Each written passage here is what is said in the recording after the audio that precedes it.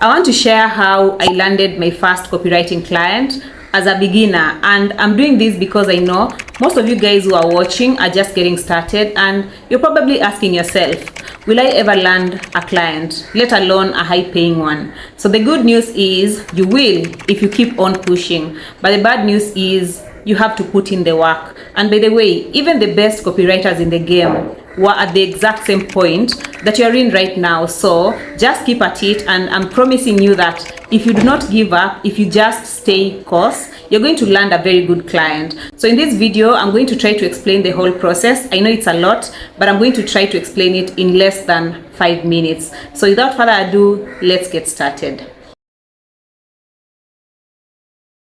The first thing that I did was to learn, because copywriting is a skill. Much like football or playing a guitar, you can't just wake up one morning and be good at copywriting. So I paid someone, because that time we didn't have as much information as you guys have access to today. I paid that guy, he trained me, and I decided to work under him for a while just to gain the confidence. I did that for like 2 months, and once I felt like I could handle real work, real clients work, I decided to now venture out into the marketplace. That time, Upwork was a real gold mine, and there weren't as many freelancers as there are today. So I went there and just did some benchmarking, and I realized most of the clients were asking for a portfolio, and I didn't have one at that time. So I took time to create a portfolio. And in case you don't know what a portfolio is, it's basically a collection of your samples with some details about you. So think of it as a file with details about who you are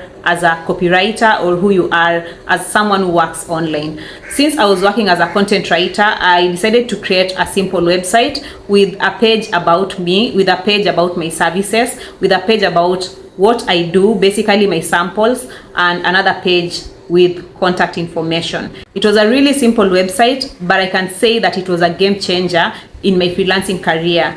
I noticed that most clients tend to view freelancers with portfolios as professionals compared to those who are just pitching with samples. So I can say for a fact that that website really transformed my pitching game. I pitched on Upwork for a while and ended up landing 2 clients, but they were paying peanuts, like $5 for 500 words. Some clients were paying $4 for 500 words, and that wasn't enough to sustain me. So I decided to pitch clients directly, and to do that, I had to figure out where my potential clients hang out. And that's very critical for any freelancer to learn.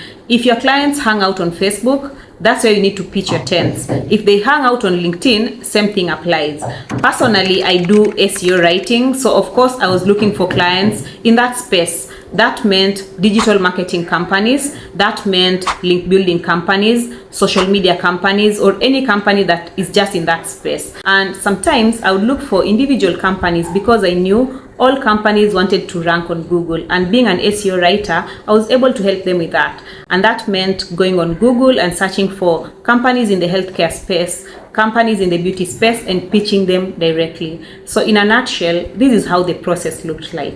I always started with LinkedIn because I knew this is where my clients hung out. And remember I said you want to pitch your tent where your clients hang out. Now I love using the sales navigator, but you could still just do the same here.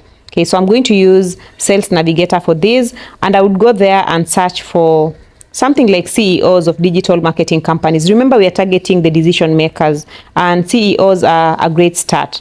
And I also love to be very specific about the location, because if I would just search for CEOs of digital marketing companies, it would bring CEOs from around the world, and I want to be very strategic. I start with something like Atlanta, then move on to New York, step by step. Like, instead of trying everything at once, I love to be very strategic. It makes it very easy for me to manage my leads gen process. So I'm going to search for CEOs of digital marketing companies Atlanta, and I can do the same for things like SEO companies in Atlanta, or let's say social media management companies in Atlanta, and so on and so on. So once I do that, I can just scroll to see those guys. Like here we see Brandon, we see these, we see that. So all these are potential leads. And the next part is I'll move on to like finding their contact information. Of course, I'm going to click on their profile. And there's this tool that I love using. It's called Get Prospect. it allows you to pull people's emails from their LinkedIn profile. So for example, once I've opened this guy's profile, I can just click save and show email. Then I'll be able to find their email address. And I'm going to use that email address to pitch them directly. So I would pick like maybe 20 contacts in a day and pitch those. Every other day, I would make sure that I've picked at least 20 contacts and pitch them. Once I had identified a couple of companies, they were like 50, I sat down and created a very nice pitch. And one thing I realized was a pitch can either make or break your process. So it's best to invest a lot of time creating a nice pitch, because remember, the people that you are reaching out to have not told you they're looking for a writer, they've not told you they're hiring a copywriter, but you're just reaching out to them in case they're looking for one. And I know what you're thinking, like, if they're not looking for a copywriter, then why should I be pitching them? Now here's the thing, with pitching, you're able to put yourself in front of the decision makers. Sometimes maybe they're not looking for a copywriter because they didn't know they had the need, or other times they know they have the need but they don't know where to turn to. And in other cases, maybe they want to expand their team, or maybe they have someone and that person has just said they're going to resign in a couple of weeks. So you never know. And the best part about pitching is you're able to stand out from the crowd. It's not like Upwork or other freelancing marketplaces where you're competing with thousands of other freelancers.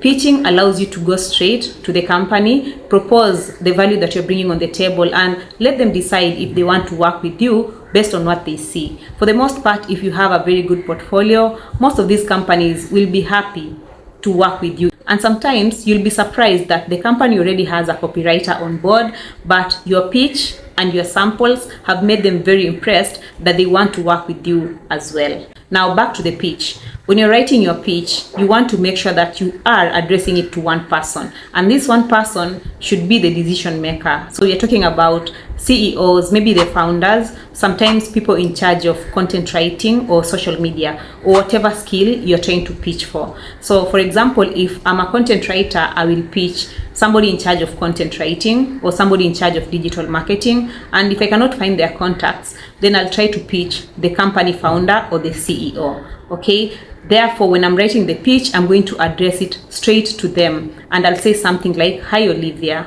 I'll not say "Dear Sir" or "Dear Madam." Then in the first two lines of your pitch, you want to be very personal. So don't just send generic emails. I'm reaching out to see if you're no. Take time to understand this person that you're pitching. If you've identified the person is called Olivia, go on their social media, see what they love doing. Find something that captures your attention, maybe something that you two both share. If it's traveling, you can start with that. "Hey, I saw your trip to Mali, I loved it," and then now proceed with your message. This shows the client that you've taken time to do some research and to understand what they do. Okay, it will also help set your pitch apart from the rest, because most of these clients receive a couple of emails every other day, people trying to pitch them. So you want to make your pitch a bit unique by customizing it. Then you can move on with your proposal, and finally you're going to share your portfolio or your samples and maybe something, let me say your value proposition. I'm going to leave an example of a pitch that I've used in the past, and you can use it as part of your sample. Don't copy it, just try to use it as inspiration. Finally, once you've sent your pitches, don't forget to do follow-ups. And my recommendation is to use this formula 3-7-7.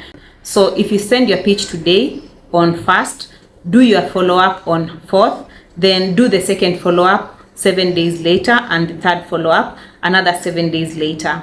If you still don't get any response, you can give it a rest and try to start the process again a couple of months later. I recommend maybe 6 months later. Remember, you've taken time to find these emails, so don't just discard them because you've not heard back. And I cannot tell you the number of times that most of my friends, including me, have been hired after a follow-up. Or sometimes you even think that that client is lost, and suddenly you hear that they're asking you, "Hey, I saw your email and are you still interested?" So keep pitching, and again, don't discard your emails. A couple more tips. If you're pitching from, let's say, maybe Australia and you're pitching companies in America, take note of the time difference. Like, don't pitch when the people in America are sleeping, because chances are your email is going to get lost, okay, in the noise. So you want to pitch when the clients are active. If you're pitching from Kenya, another example, try to pitch maybe from around 4 o'clock in the evening, because if you pitch in the morning, those guys are sleeping. And the same thing applies for weekends. Like, you do not want to pitch on Friday, you don't want to pitch on Saturday and Sunday. Monday through Thursday should be good. So Monday through Thursday, and again, take note of the time difference. And also do the same when you're following up, okay, so that your email doesn't end up getting lost in the noise. That's the process that I used to land my first, second, and many other clients. And you know, the thing about pitching is it allows you to create relationships. So for the most part, these clients that you're getting are going to be lifelong clients. And sometimes they're going to refer you to their friends, and their friends are going to refer you to their other friends. And it's going to be like that until you end up building a network of high-paying freelancing clients. So see you in the next one, and I'm hoping that this process is going to work out for you. Bye.